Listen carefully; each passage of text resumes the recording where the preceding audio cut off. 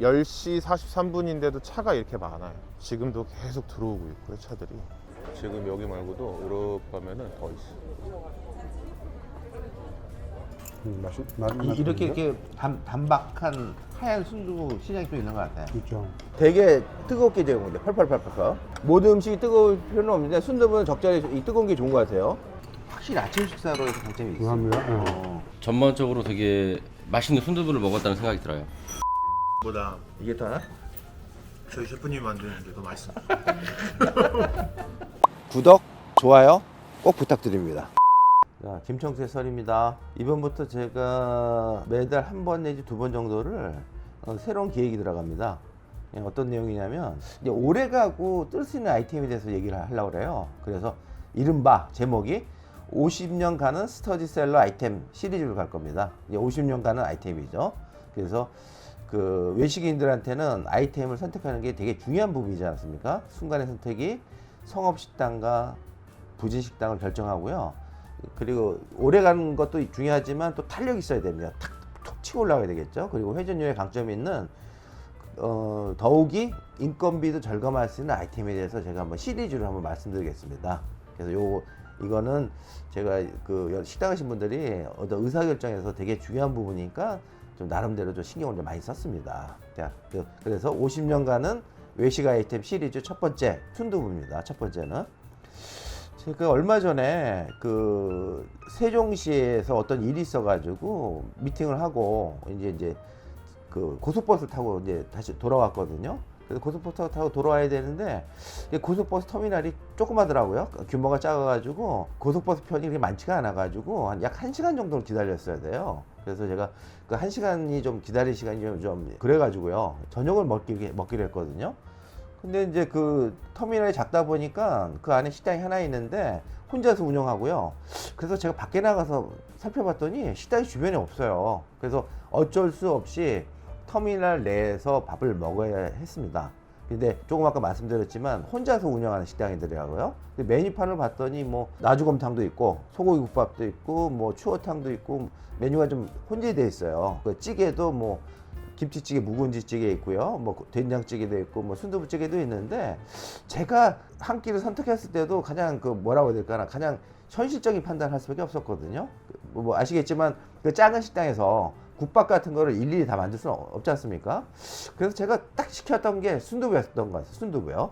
그래서 순두부 시켰더니 뭐 그 기존 순두부 비닐에 들어가서 반 쪼개는 순두부 넣어가지고 보글보글 끓여서 나오는데 뭐 그 순두부의 질이 퀄리티가 좋은 건 아니지만 제가 그 보글보글 결 하나 탁 터트려서 순두부를 한 그릇을 다 비웠거든요. 그래서 가볍게 한 끼 때우기에는 그렇게 크게 문제가 없었습니다. 제가 된장찌개도 아니고 그 저기 김치찌개도 아닌 순두부를 시켰을 때 그 개별적인 만족도가 좋았고 또 제 바로 옆에서 그 버스 운전기사가 식사를 아마 대놓고 먹는 것 같더라고요. 순두부를 먹는데 뭐 한 끼 잘 드시더라고요. 그래서 제가 그 혼자서 운영하는 그 터미널 내에 있는 식당이 아마도 전체 매출 중에서 순두부가 판매하는 비중이 좀 높다고는 판단이 들더라고요. 이렇듯 순두부는 되게 무난하게 먹을 수 있는 그 특정한 식사일 수가 있어요. 되게 무난한 강점이 있거든요. 저는 외식업에서 이 무난함도 되게 중요한 강점이라고 보고 있어요. 자, 예전에 이런 일이 하나 있었습니다. 꽤 실력이 있는 모 한정식 전문점에서 그 찌개 전문점을 한번 런칭을 했어요. 이분이 한식당을 하다 보니까 찌개 갖고 프랜차이즈 하고 싶었던 거거든요. 근데 여기가 이제 찌개 프랜차이즈 했을 때 자기 회사에서 제조하는 청국장을 시그니처로 삼았던 것 같아요. 대표 메뉴로. 그런데 그 찌개 전문 프랜차이즈 몇 개 전개했는데 특이한 현상은 뭐냐면 소비자들이 그 한식 프랜차이즈에서 자신 있어 하는 청국장 주문이 별로 없고요. 오히려 아까도 말씀드린 반 쪽에서 쓰는 순두부 판매 수가 훨씬 많았습니다. 야, 그때 제가 느낀 게 있었어요. 아, 소비자들이 순두부라는 메뉴를 되게 선호한다는 거를 제가 확실하게 각인했던 계기였었어요.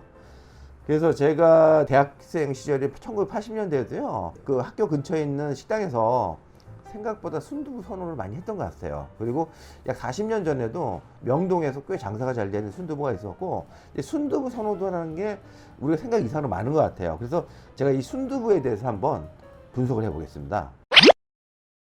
그 순두부찌개는요, 그 오피스 상권이나 그 아니면 주거 상권에서 다 기본 이상을 합니다.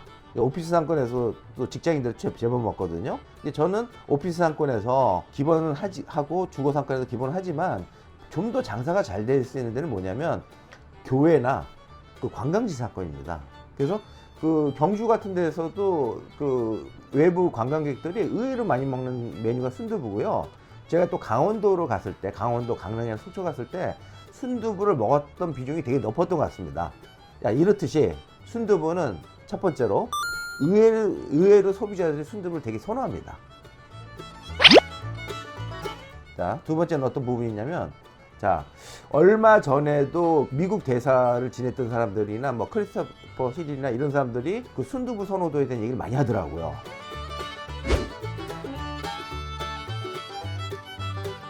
미국 대사관 근처에 꽤 괜찮은 순두부 전문점이 하나 있었던 것 같아요. 그래서 미국 대사를 지냈던 많은 사람들이 순두부 얘기를 여러 번 했던 것 같아요. 그리고 제가 미국에 갔을 때, LA에 갔을 때, 그 가장 장사가 잘 되는 한식당이 뭐냐고 물어봤더니 LA 북창동 순두부였었어요. 그래서 제가 거기 식당도 2번 정도 갔는데 한국에서 먹던 거하고 거의 뭐 유사한 맛이었고, 오히려 뭐 콩의 밀도 같은 건 더 좋았던 것 같아요. 뭐 미국산 콩을 쓰긴 했지만, 그리고 그 순두부에다가 LA 갈비 붙이는 세트 메뉴도 많이 팔리고요. 그래서 외국인들이 순두부 선호가 되게 높더라고요. 그 뭐 얼마 전에 그 일본의 방송을 봤더니 일본의 연예인들도 이 순두부에 대한, 한국의 순두부에 대한 얘기를 되게 많이 언급합니다. 제가 보는 견지에서 순두부는 외국 사람들, 한국 사람을 제외한 일본이나 중국이나 서양 사람들 대단히 선호하는 메뉴입니다. 그래서 순두부는 좀 확장성 있겠죠. 자, 외국인도 좋아하는 순두부 두 번째입니다. 가끔 이런 질문을 합니다. 그 식당 대표분들한테 강연할 때, 자, 부대찌개가 있고요, 김치찌개가 있고, 된장찌개가 있고, 뭐 순두부찌개가 있어요. 근데 이 메뉴 중에서 하루에 1000개를 판매할 수 있는 메뉴가 무엇인가 물어봅니다.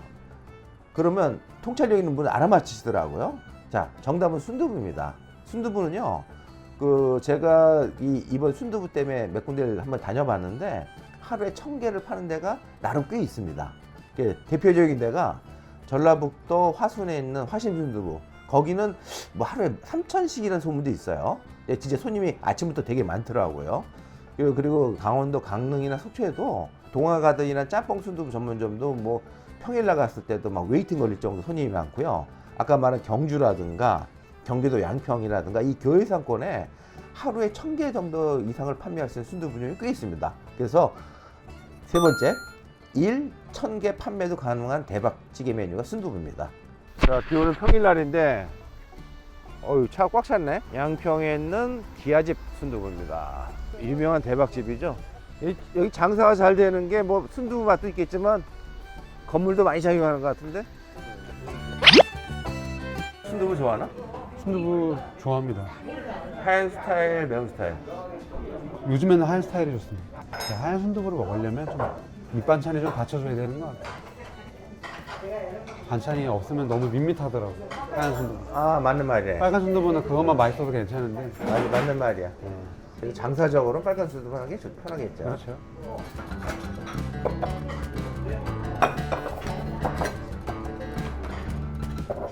순두부 밀도가 좀 높은 것 같지? 예, 여기는 마치 계란찜 같이 생겼습니다. 지금 푸딩 같다, 푸딩. 그래 보입니다. 되게 몽글몽글하니 김치가 2가지 나오는구나. 반찬 맛있는데 나물 하나 주는 게 되게 좋네요. 이렇게 단박한 하얀 순두부 시장이 또 있는 것 같아요. 그렇죠. 이거 9,000원이면 너무 만족되죠. 이런 교회 상권에서 김치찌개나 순두부나 된장찌개보다 훨씬 이게 탄력이 강한 것 같아. 이 가게에 딱 어디냐, 거기 화심 순두부가 딱 비교되는 것 같아. 딱 정반대되는 개념이야. 이 가게는 이 주말 외식 성격이 강해, 내가 봐도. 맞습니다. 내가 만약에 와이프랑 여기 올 가능성 되게 높고요. 외식이라는 게 꼭 내 기준보다는 아내 기준이 있잖아. 그렇죠. 아내가 그렇게 좋아할 것 같단 말이야. 맞아요. 또 하나 이런 부분이 있습니다.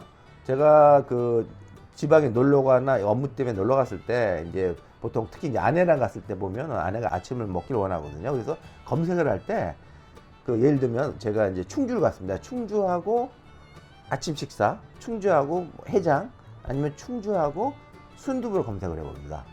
자, 그 제가 그 통상적으로 그 외식 그 아침 식사를 잘 안 하지만 외지에 갔을 때 특히 그 관광지 갔을 때 의외로 순두부 선호도가 굉장히 높습니다. 그래서 특히 제가 수안보 갔을 때 수안보 온천을 제가 자주 가거든요. 아침을 순두부로 해결했던 경우 너무 많았던 것 같아요. 근데 순두부는 되게 편안한 맛이 있거든요. 편안하고 부담 없기 때문에 아침 식사로 최적입니다. 그래서 제가 아까 말씀드렸던 전라북도에 있는 화심 순두부 같은 경우도요. 아침부터 손님이 꽤 많으시더라고요. 그래서 제가 순두부는 어떤 메뉴보다 그 예를 들어 뭐 부대찌개나 뭐 된장찌개나 뭐 김치찌개보다 아침 식사로 매력 있는 것 같아요. 자, 아침 시간인데도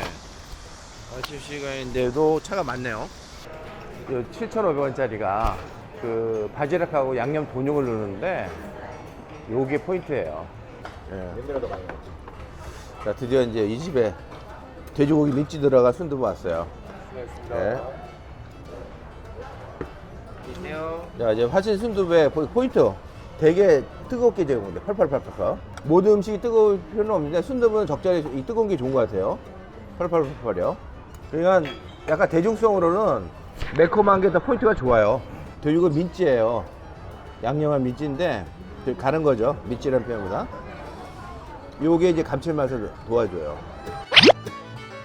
자, 우리가 요즘 코로나 때문에 그 저녁 매출이 한계가 있지 않습니까? 근데 아침 시장을 만드는 게 되게 중요하거든요. 그래서 네 번째, 순두부는 아침 식사에 대응했을 때는 아주 강점이 있습니다.